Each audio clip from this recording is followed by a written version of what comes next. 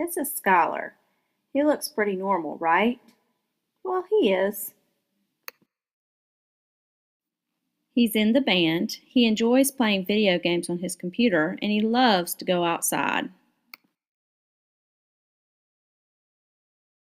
where he can be as silly as he wants to be.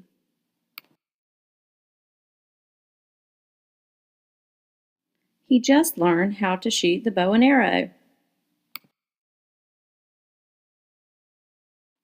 He also loves playing in the pool and going to the beach, no matter what the weather is like.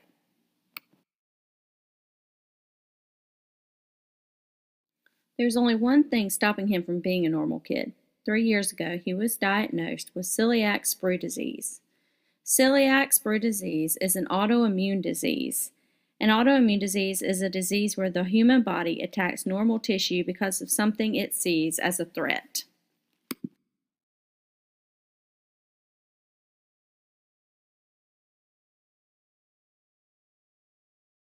In Skylar's case, that threat is gluten.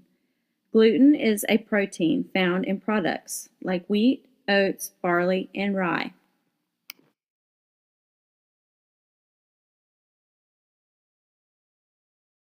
He can't have most of the items that kids his age enjoy on a daily basis.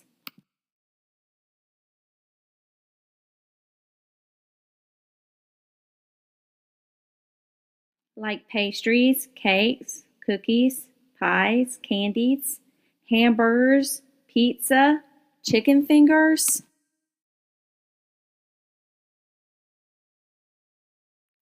Gluten is pretty much everywhere. It's even found in items that aren't edible. See the list below. So exactly what happens when a person with celiac disease ingests even a small portion of gluten? Antibodies are released and slowly attack villi located in the small intestine. Villi are finger-like structures which grab up nutrients from food as it travels through the small intestine. In a person with celiac, each time gluten is ingested, the villi become damaged and those finger-like structures become shorter and shorter until they can no longer grab up nutrients.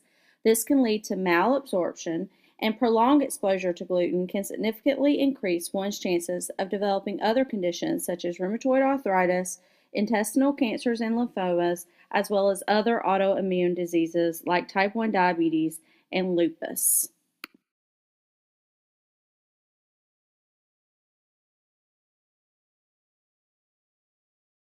Celiac disease is genetic. 1 in 133 people have celiac disease but don't realize it.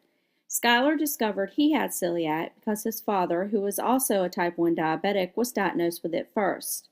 Both were diagnosed by a blood test which revealed an abnormal amount of the two antibodies used to diagnose celiac disease, the anti-tissue transglutamase antibody and the endomysial antibody. Schuyler and his dad were both officially diagnosed by a gastroenterologist and a pediatric gastroenterologist as a result of a biopsy from an endoscopy of the villi in their intestines. Schuyler had 3 years worth of damage. You can see what his villi looked like on the left, and his dad, who was diagnosed a year before Schuyler, had damage described by his doctor as one of the worst cases he had ever seen. His villi looked similar to what you see on the right.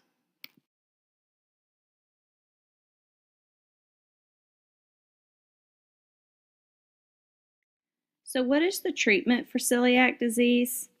Well, it cannot be cured, and there is no medicine that can be taken for it. The only treatment is to follow a strict gluten free diet. It is difficult because gluten is everywhere, and you have to worry about cross contamination. What is cross contamination? It's where you touch something with gluten in it and then touch something that's gluten free. Once you touch it, it's contaminated and no longer gluten free or safe for people with celiac. Reading labels and identifying dangerous ingredients is key for someone with celiac disease.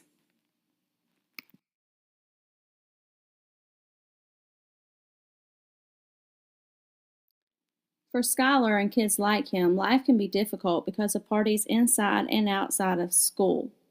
It can be quite upsetting to have to sit and watch your classmates eat those surprise pastries that a parent brought in when you can't have any of them.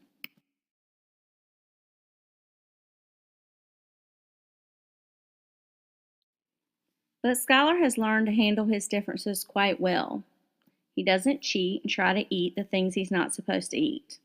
If he has something to eat, that's great. And if he doesn't, his health is more important to him than having that pastry with the rest of his friends. And we are thankful for that.